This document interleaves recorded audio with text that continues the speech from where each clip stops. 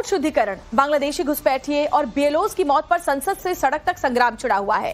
बंगाल से लेकर यूपी तक में दावे किए जा रहे हैं कि दबाव के चलते बीएलओज की मौत हो रही है, वो सुसाइड कर रहे हैं। आखिर उन पर किसका प्रेशर है? वहीं बंगाल में एसआईआर शुरू होने के बाद बांग्लादेशी घुसपैठिए कैसे उल्टे पांव भाग रहे हैं। नवभारत रिपोर्टर्स ने उत्तर प्रदेश से लेकर बंगाल तक ग्राउंड जीरो से इसकी पड़ताल की है। आप भी देखिए रिपोर्ट में। बंगाल में एसआईआर पर फुल बवाल है। एक तरफ कोलकाता में चुनाव आयोग के दफ्तर के बाहर जबरदस्त हंगामा हुआ। हालात इस कदर बिगड़े कि बीएलओ को रोकने के लिए भारी पुलिस बल तैनात करना पड़ा। वहीं दूसरी तरफ एसआईआर के डर से बंगाल से सटे बांग्लादेश से लगे हकीमपुर बॉर्डर पर अवैध बांग्लादेशी अपना बोरिया बिस्तर बांधकर अपने घर लौटने को तैयार बैठे हैं। लेकिन इस सब के बीच बीएलओ का सुसाइड एक बड़ा मुद्दा बना हुआ है। यूपी से लेकर बंगाल तक विपक्ष अटैकिंग मोड में है।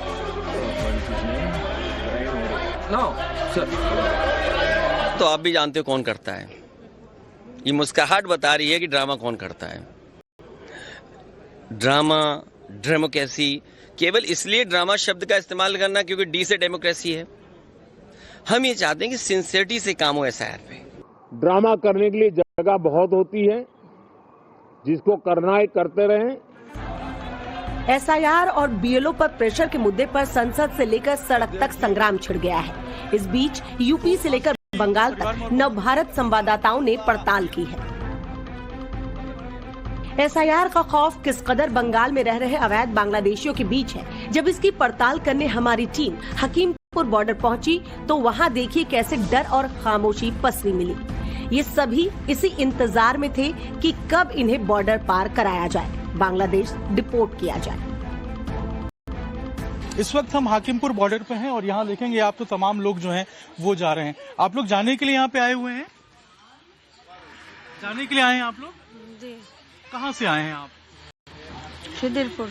खिदिरपुर। अभी कहाँ जा रहे हैं आप लोग? अभी बांग्लादेश जा रहे हैं। पहले कहाँ रहते थे आप? पहले का बांग्लादेश से आप आए थे? हाँ। कब आए थे? कितने साल पहले? 4 वर्षों आ गया। 4 साल हो गया। तो क्या किसी ने मदद की थी या फिर कुछ पैसा लिया था, या आप लोग कैसे आ गए थे यहाँ पे? कि मेरे अब्बा का साथ आए थे तो उन लोग चला गया, हम जा नहीं पाए, तो वो सब जानता है, हम नहीं जानते भाई। वो पहले चले गए थे? हाँ, वो पहले चले। और आप लोग यहाँ बच गए थे? हाँ। देखा आपने, यहाँ बच्चे, बुजुर्ग, महिलाएं, नौजवान सब कुछ अपना सामान बांधकर आउटपोस्ट पर बैठे मिले, इस इंतजार में कि उन्हें यहाँ से बांग्लादेश जाने दिया जाए। जब हमारे सहयोगी ने उनसे बात की तब उन्होंने सारा सच उगल दिया। एक छोटा बच्चा भी आपको यहाँ पर नजर आएगा, तमाम लोग यहाँ पे, महिलाएं आपको नजर आएंगी और ये सभी लोग अभी इंतजार कर रहे हैं। और अब जो बीएसएफ की टीम आएगी वो फिर यहाँ से इनको आगे लेकर जो है वो जाएगी, प्रोसेस करेगी।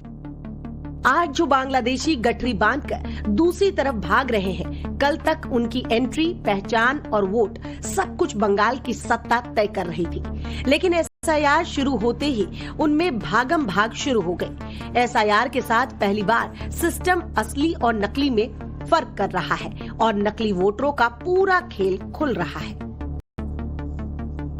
ये वही लोग हैं जिनका इस्तेमाल बंगाल में दशकों तक चुनावी ईंधन की तरह होता रहा। एसआईआर शुरू हुआ तो सबसे पहले वही लौट रहे हैं। बांग्लादेश बॉर्डर से सटे मुर्शिदाबाद के सरकार पाड़ा गांव में पड़ताल के दौरान नवभारत संवाददाता अभिषेक राज के हाथ एक वोटर लिस्ट लगी। उसमें एक वोटर का नाम हैदर अली शेख मिला, उसके पिता का गफूर मंडल लिखा मिला और हैदर की पत्नी जाहिदा के पिता का नाम भी गफूर मंडल ही मिला। यानी पति और पत्नी दोनों के पिता का नाम एक ही मिला। लेकिन नवभारत संवाददाता ने जब उस गांव में तफ्तीश की तो पता चला कि हैदर अली शेख बांग्लादेशी है। वो फर्जी तरीके से वोटर लिस्ट में नाम दर्ज कराकर भारत का नागरिक बन गया है।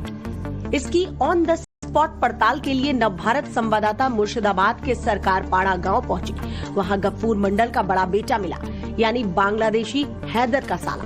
नवभारत रिपोर्टर ने सवाल किया, हैदर कौन है? कैमरे पर सीधा जवाब मिला, वो बांग्लादेशी है और मेरी बहन से शादी की है। मेरा और छोटा भाई है अबुल हसन और एक बहन है राखी। जाहिदा आपकी बहन है? तो जाहिदा के पिता का नाम क्या होगा? गफूर मंडल। गफूर मंडल। और जाहिदा के पति का नाम क्या है? हैदर अली शेख होगा। हैदर अली शेख, उनके पिता का नाम क्या है? मेरे को मालूम नहीं है। आपको नहीं पता, लेकिन उनके पिता का नाम भी गफूर मंडल लिखा हुआ है। भूल होगा वो तो। सुना आपने, ये सिर्फ शादी करके भारत में टिकने की कहानी नहीं है, ये फुल प्लानिंग के साथ डॉक्यूमेंट मैनिपुलेशन की कहानी है। नव भारत संवाददाता ने जब इसकी जानकारी वहां से बीएलओ से मांगी तो कैसे उसकी बोलती बंद हो गई, जरा इसे देखिए। ऐसे वोटर लिस्ट हैं जहां पे नाम जो है उसको लेकर सवाल उठ रहे हैं कि पिता का नाम भी वही है, पति का नाम भी वही है। ऐसे लोगों को आप चेक नहीं कर रहे हैं? साथ देखिए, दिखाते हैं आपको। ये देखिए, ये यहाँ पे अगर आप देखेंगे तो हैदर अली शेख है, इनके पिता का नाम है गफूर मंडल लिखा है। हैदर अली शेख है, गफूर मंडल लिखा है। हाँ। अब इनकी पत्नी जो है वो अगर आप देखेंगे तो इनकी पत्नी का नाम जो है, ये देखिए, इनकी पत्नी का नाम है जाहिदा बीबी, इनके पिता का नाम है गफूर मंडल। 281 सीरियल। चेक नहीं किया आपने? हाँ, चेक किया था सर। तो फिर ये कैसे है? ठीक है, तो अभी आप इसको देखेंगे, चेक करेंगे एक बार। चुनाव आयोग का दावा है कि इसी वजह से राज्यों में वोट शुद्धिकरण का काम हो रहा है, लेकिन जब एसआईआर में घर घर वेरिफिकेशन हो रहा है, आधार अपडेट मांगा जा रहा है, आवाज की पुष्टि की जा रही है, तो बंगाल से लेकर यूपी तक तरह तरह के सवाल उठाए जा रहे हैं। हम ये चाहते हैं कि सिंसियरिटी से काम हो एसआईआर पे, और कोई भी मतदाता छूटे नहीं। जो ये जान जा रही है, ये भी ड्रामा है क्या? हम पूरा ऑपोजिशन खाली यही मांग कर रहा है कि एसआईआर जो इतनी जल्दबाजी में कराया जा रहा है उत्तर प्रदेश में और वेस्ट बंगाल में, तो आखिर ये क्यों कराया जा रहा है? और बंगाल और साथ में बिहार में जो एसआईआर जो हुआ है, कहीं ना कहीं उसने इम्पैक्ट किया है नतीजों पर। दावे किए जा रहे हैं कि एसआईआर में काम के दबाव के चलते बीएलओ की मौत हो रही है, वो सुसाइड कर रहे हैं, लेकिन क्या सच में बीएलओ डरे हुए हैं? आखिर उन पर किसका प्रेशर है? क्या सच में बीएलओ पर इतना दबाव है कि काम के बोझ के चलते वो आत्महत्या करने पर मजबूर हो रहे हैं, या फिर बीएलओ के सुसाइड का साइलेंट किलर कोई और है?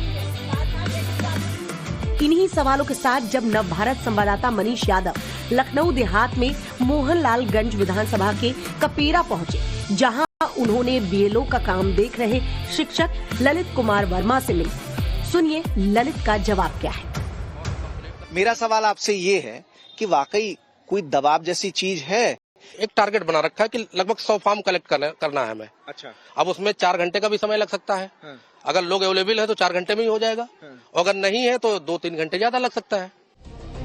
एसआईआर के काम में लगे बीएलओ के साथ साथ क्या वोट शुद्धिकरण से पब्लिक को भी कोई परेशानी है, या फिर इसके नाम पर सिर्फ सियासी माहौल बनाया जा रहा है? इसकी पड़ताल में नव भारत संवाददाता आजमगढ़ के एक मदरसे में पहुंचे।